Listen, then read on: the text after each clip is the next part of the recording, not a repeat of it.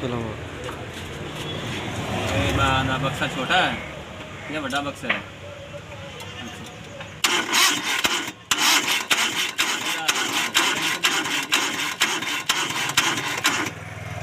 साल का हाँ दोबारा ਤੇ ਜਿਹੜੀ ਸਾਡੀ ਅਗਲੀ ਬੈਟਰੀ ਹੈ ਜੀ ਉਹਦਾ ਕੀ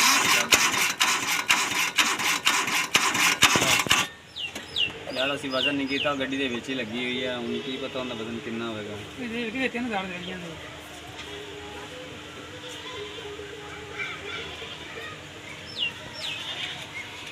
ਜੀ ਠੀਕ ਹੋ ਗਿਆ ਤੇ ਉਹਨੇ ਤੇ ਹੁਣ ਸਾਨੂੰ ਕੋਈ ਐਂਡ मार चलो ਇਹਨੇ